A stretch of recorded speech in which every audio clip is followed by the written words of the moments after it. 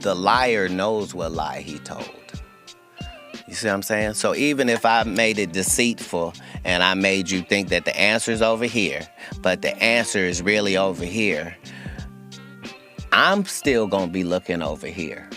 Me, the one that tricked, because I know this is the right answer. Black people have lost their identity, but our oppressors have not lost our identity. But our oppressors have not lost our identity. But our oppressors have not lost our identity.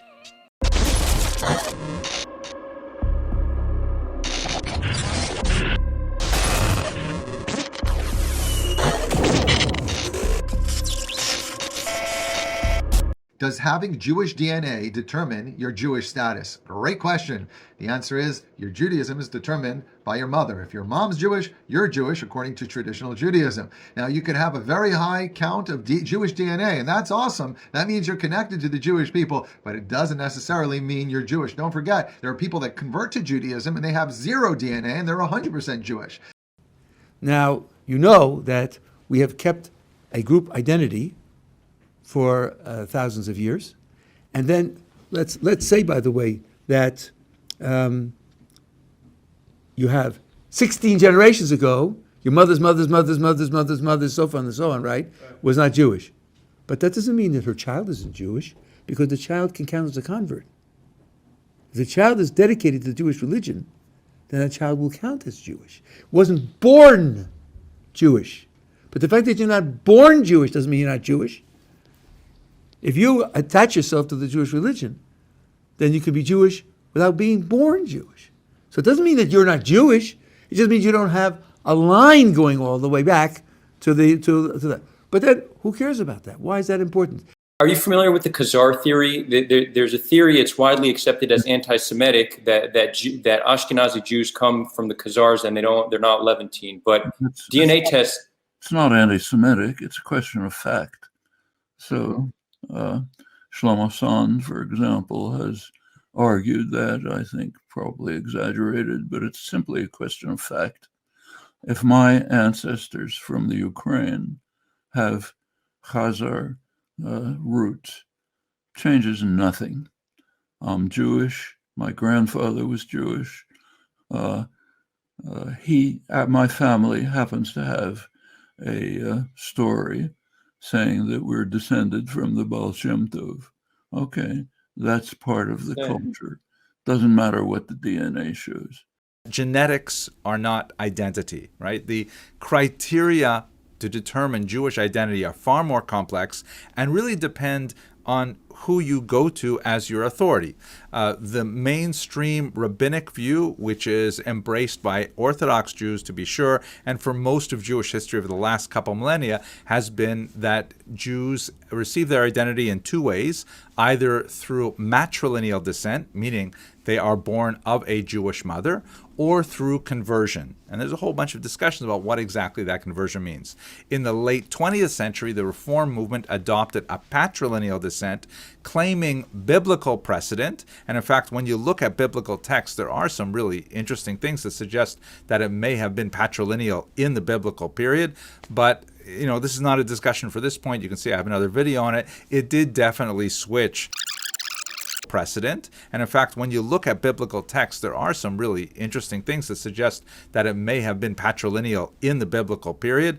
But this is not a discussion for this point. You can see I have another video on it. It did definitely switch precedent. And in fact, when you look at biblical texts, there are some really interesting things that suggest that it may have been patrilineal in the biblical period. But this is not a discussion for this point. You can see I have another video on it. It did definitely switch. It did definitely switch. It did definitely switch. It did definitely switch. Today, it is prohibited, and you can Google this, to do a DNA test in Israel. Totally forbidden. Wrong. It's illegal. It's a crime. You'll be jailed if you do a DNA test in Israel. Why? Because they know the truth will come out. You come from Poland, you come from Ukraine, you came from Europe, you came from everywhere else. And they were the original Middle Eastern Jews who lived together with the Muslims and the Christians for centuries. For centuries. So what happened to a lot of the Jews? well over half of the people who claim to be Kohanim shared this single genetic footprint called the Cohen modal haplotype.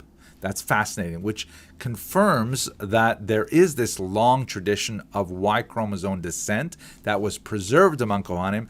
And even more fascinating, when you calculate how far back these people had a common male ancestor, it works out just about 3,000 years ago, a little bit more than that, possibly a little less, depending on how long the generations are, which essentially is the same as our sensibility of when Aaron the Kohen lived. And so, wow, it was an earth-shattering discovery. Lots of people were really interested in it. There is also fascinating material we discovered about the mother's descent, which is a little more difficult to measure because, of course, both the father and the mother contribute an X chromosome. But there is a thing called mitochondrial DNA, which is exclusively from the mother. And through the DNA in the mitochondria, it is possible to determine interesting things about women and their role in.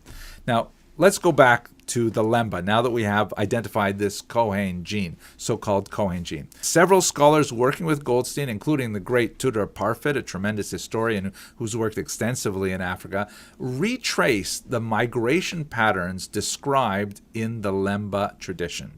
They put that into context with the oral tradition that they have of descent from Judea. So we can, first of all, push aside the whole question of mitochondrial DNA, because when the lemba women were tested, there was no similarity to Jewish women.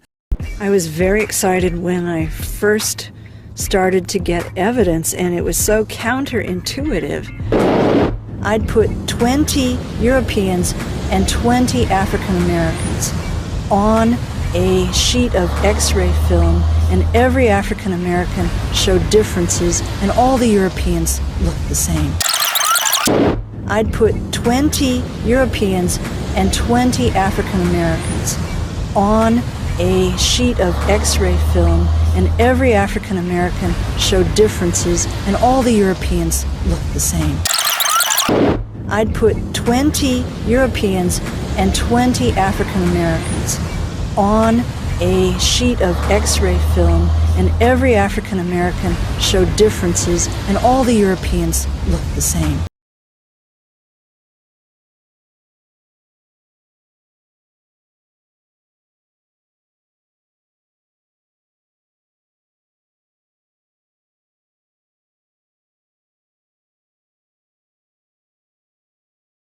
What's your thoughts? Please be respectful with your comments. Also, please click the like, click the notification bell, and subscribe to this channel. Listen, Genesis chapter 11 verse 10 explains the genealogy of Shem. Shem was a black man in Africa. If you repeat this back, Genesis 14 verse 13, Abraham steps on the scene. Being a descendant of Shem, which is a fact, means Abraham too was Abraham, born in the city of a black man called Nimrod, grandson of Ham. Ham had 4 sons. One was named Canaan. Here, let me do some explaining. Abraham, Isaac was Jacob had 12 sons. For real, and these were the children of Israel, according to Genesis chapter 10. These were the children of Israel, according to Genesis chapter 10. These were the children of Israel, according to Genesis chapter 10.